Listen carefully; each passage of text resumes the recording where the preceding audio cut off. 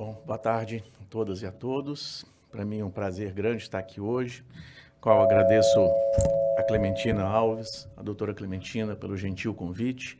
E aqui saúdo toda essa mesa técnica, científica, na pessoa do Cláudio, mas principalmente dos meus colegas, Sandro, José Barreto e a Daniela. E uma menção honrosa especial também a Marlene Oliveira, uma querida que me colocou numa luta há mais de 10 anos, lado a lado com ela no Instituto, e que para mim tem sido uma honra, um aprendizado e momentos absolutamente ímpares dentro da minha formação, da minha carreira médica. Então, eu sou muito grato a Marlene por essa oportunidade, de sempre. Bom, a minha fala hoje é uma fala extremamente desafiadora, né? Falar sobre o futuro da oncologia, os avanços promissores no tratamento do câncer, isso é algo que todos nós almejamos, de médicos a pacientes e outros atores e gestores da saúde. Certamente, falar de futuro da oncologia é o que a gente mais quer e que a gente, claro, a gente dê esperanças a todas as pessoas que atuam nessa área. Bom, para esse tema, então, eu trago alguns tópicos que a gente vai detalhar dentro do tempo específico, entre novas tecnologias e ferramentas diagnósticas, terapias inovadoras e tratamentos emergentes, cuidados integrados e suporte ao paciente e desafios futuros para a oncologia de uma maneira geral. Bom, vamos falar um pouquinho sobre novas tecnologias e ferramentas diagnósticas. Para aqui, claramente, nós temos uma série de novos dados, de novos achados e novas ferramentas que certamente já estão no nosso dia a dia. É claro que pontos que foram destacados aqui ao longo dessas apresentações, a equidade certamente ela é pauta muito importante e basicamente um desses temas, mas eu vou focar aqui exatamente no tema principal, que é falar de tecnologia. O sequenciamento genético e a chamada medicina personalizada já faz parte do nosso dia a dia. E ela não faz parte só no câncer, mas em outras doenças crônicas, no Brasil e no mundo. Eventualmente, nós possamos ter acesso a painéis moleculares, painéis que informam de maneira muito específica alterações excretas no DNA e que esses testes muito sensíveis conseguem amplificar e dar para nós luzes importantes a respeito não só do prognóstico, mas sim, principalmente do tratamento de doenças. Existem uma série de drogas hoje que agem exatamente nesse cenário e o sequenciamento genético, então, ele é capaz, sim, de identificar doenças únicas, tumores específicos e tratamentos ainda mais personalizados. Seguindo aqui, certamente as imagens elas foram absurdamente evoluídas ao longo de anos. Aqui o deputado Hélito trouxe a questão da radioterapia e como a gente tem defasagem em relação a tratamentos relacionados ao tumor e principalmente como eu faço a melhor imagem para entregar a melhor dose de tratamento. Não obstante esses gaps que nós temos no nosso dia a dia, no mundo, essas técnicas avançadas de imagem nos permitem cada vez mais, não só diagnósticos mais precisos, mas tratamentos específicos, porque eu consigo, através dessas imagens, muitas vezes, usar aquilo que a gente chama de biomarcadores esses que já estão presentes na superfície da célula tumoral e essas imagens conseguem detectar isso de maneira muito precisa. Na oncologia, hoje, diária, nós conseguimos não só identificar esses problemas, como tratar de maneira bem específica, e já existe uma outra uma nomenclatura na medicina chamada de teranóstico, que é quando eu consigo acoplar a melhor imagem com o melhor alvo dentro de uma situação absolutamente guiada. Então, isso faz parte do nosso dia a dia e esse planejamento terapêutico, certamente, ele facilita, acompanha de maneira bem rigorosa o desfecho principal, que é exatamente o controle da doença, e a gente consegue, então, de uma maneira muito rápida, muito pouco tóxica, muito pouco agressiva para o paciente, com baixíssimo índice de efeitos colaterais, promover, então, o controle de doença em casos específicos. E aqui eu faço uma menção em relação ao uso da inteligência artificial, que já foi citada pelos meus colegas, e eu faço aqui uma análise bastante interessante. Essa aula eu fiz ela ontem, em 5 minutos, usando a inteligência artificial. Todos vocês aqui seriam absolutamente capazes de fazer esses slides do jeito que eu fiz, porque eu não tive um trabalho sequer, a não ser colocar prompt numa ferramenta específica e me gerar esses 7 slides. Então, a inteligência artificial ela faz parte do nosso dia a dia. O que muda para nós não é exatamente o acesso a essas apresentações, é o conteúdo que você consegue gerar através dela. É claro que se eu fizesse a mesma pergunta dentro de um cenário técnico em economia de saúde, ou gestão, ou leis, alguma coisa, eu não teria a mesma habilidade para poder falar sobre aquela apresentação gerada. Então, essa é a diferença. Nós continuamos aqui como seres humanos, com uma inteligência real, mas a gente hoje precisa sim aprender a lidar com essa inteligência artificial, que esse é um caminho absolutamente sem volta. E eu não tenho dúvida nenhuma que a inteligência artificial irá nos ajudar de maneira muito precisa, mas muito selecionada, a tentar identificar quem são aquelas pessoas que realmente precisam de um tratamento imediato versus aquelas que não. Eu já consigo olhar isso para lâminas de patologistas que dão diagnósticos, que eu coloco isso em fusão com imagens e aquele diagnóstico preciso de uma anamnese, e aí eu crio, então, um cenário que até então eu não conhecia, que é um risco baseado na inteligência artificial que me dá exatamente o senso de urgência para determinada situação. Isso é muito além de uma classificação vermelha, laranja ou amarela, que muitas vezes os pacientes da regulação recebem. Então, eu não tenho dúvida que a inteligência artificial ela veio para ficar e para melhorar a nossa maneira de atender melhor os pacientes. Bom, falando um pouquinho das terapias inovadoras e tratamentos emergentes, não há dúvida nenhuma que esse avanço foi inequívoco na última década. E aqui a principal menção é da imunoterapia. A imunoterapia está amplamente presente em grande parte do mundo para tratar de diferentes tipos de tumores. No SUS, ainda ela engatinha. Vários cenários ainda têm gaps importantes em relação à inclusão da imunoterapia, cenários críticos onde a evidência é cada vez maior do benefício dessa nova arma. Essa nova arma, ela, de uma maneira muito inteligente, ela consegue desbloquear um sistema imunológico que foi outrora bloqueado pelo próprio tumor. E uma vez que a imunoterapia acopla nessas células imunes que foram inibidas pelo tumor, ela consegue então agir de maneira muito mais livre. Então o mecanismo de ação da imunoterapia ele é brilhante e é preciso que todo paciente com a indicação precisa receber a tempo correto e justo a imunoterapia, né?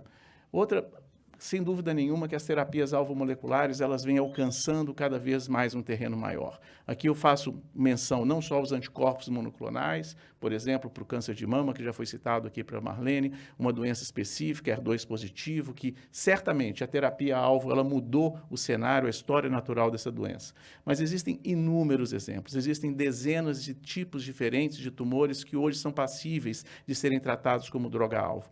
De novo, a quimioterapia continua sendo o padrão, o alicerce do tratamento no SUS e existem hoje poucas aprovações de terapia-alvo no nosso dia a dia. Lembrando que não basta só aprovar o irregular, é preciso que tenha no dia a dia, na ponta, para que esses pacientes recebam esses tratamentos específicos. E, sem dúvida, um dos maiores avanços agora, nos últimos anos, é o CAR-T. O CAR-T está na mídia em vários cenários diferentes, principalmente para os tumores hematológicos. Há uma complexidade muito grande relacionada não só à elaboração, à infusão do CAR-T-cell, mas também no custo inerente a toda essa tecnologia envolvida. É possível que, quanto mais nós soubermos como manipular essas tecnologias, mais aptidão que a gente tenha, equipe treinada, nós tenhamos capacidade de reduzir esse custo e, assim, promover um acesso de maneira mais ampla à população, que hoje é bastante restrita no nosso dia a dia.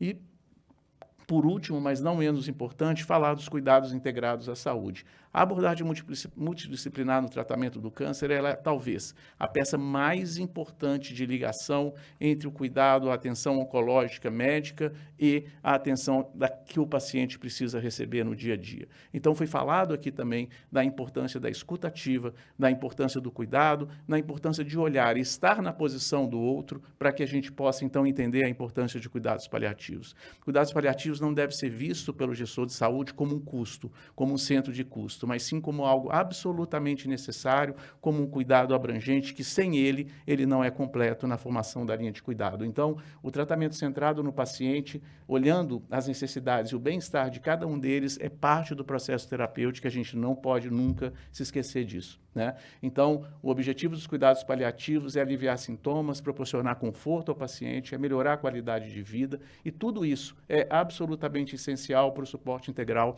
nesse tratamento. Então, esse é um ponto extremamente importante, né? Aqui foi falado também, e eu faço aqui uma menção também ao Zé Barreto, e parabenizo já pelo excelente trabalho que ele vem executando frente à nova política de controle do câncer, mas o ponto principal é a utilização de dados de telemedicina para acompanhamento. O AC Camargo fez um gol de placa agora recentemente, ele citou isso, em relação à telepatologia. Quando a gente fala dos gargalos que a gente tem e não cumprimento de lei de 60 dias para o paciente iniciar o tratamento, não é por conta exatamente da burocracia e da regulação, é pela dificuldade de fazer estadiamentos e diagnósticos precisos nesse período de 60 dias. Então, a patologia é parte absolutamente fundamental. Não se trata um paciente com câncer sem patologia, e essa patologia precisa ser de qualidade. Um dos maiores serviços de patologia do Brasil vem exatamente do AC Camargo, uma escola que eu tive a honra, orgulho de participar na minha formação, junto com um patologista que hoje é o CEO do hospital, que é o Vitor. O Vitor foi um colega de faculdade, e ele que foi a pessoa, meu mentor no meu programa de pós-graduação lá. Então, assim, eu tenho um orgulho imenso quando eu vejo um programa desse em desenvolvimento, Zé Barreto, porque realmente eu acho que é isso que o Brasil precisa. Um dos gargalos mais difíceis hoje é você fazer diagnóstico preciso na oncologia, esse paciente ter a rapidez, né, para que o tratamento inicie, você precisa ter a patologia, senão as coisas não andam de maneira certa numa engrenagem importante. Bom, desafios futuros e perspectivas, o que a gente mais tem é desafio no futuro. Já foi falado aqui, importante, da avaliação de tecnologia em saúde. Essa balança ela precisa estar sempre equilibrada, cada vez mais. A gente precisa muito de dados. O Cláudio é um expert sobre isso. Então, assim, a acessibilidade dos tratamentos inovadores, né? A importância da acessibilidade, os desafios geográficos e socioeconômicos, foi falado também exaustivamente aqui sobre esses vazios assistenciais. É inacreditável pensar em que alguns estados no país não têm radioterapia no SUS. Isso daí, para mim, é inacreditável. É inacreditável pensar num paciente oncológico ter que percorrer centenas de quilômetros, eventualmente milhares de quilômetros para receber um tratamento específico, né? Isso talvez seja uma das situações mais críticas de todo esse desafio que a gente tem para a inclusão desses pacientes, né? E essas estratégias, claro, assim, desenvolver políticas e tecnologias capazes de promover distribuição equitativa de tratamentos inovadores e essenciais. Bom, então eu acho que a minha fala ela vai muito nesse sentido, né? E eu deixo aqui algumas mensagens de desenvolvimento de políticas públicas para a prevenção. Porque, lamentavelmente, ainda hoje no Brasil, no serviço público, eventualmente no privado também, grande parte dos pacientes são diagnosticados com estágio clínicos 3 e 4. Então, essa é uma realidade nacional. Isso é uma realidade em câncer de pulmão, por exemplo, uma doença onde a gente consegue rastrear, a gente consegue fazer tomografia de baixa dose, um exame de baixo custo, que, infelizmente, também não está disponível com políticas específicas no SUS, né?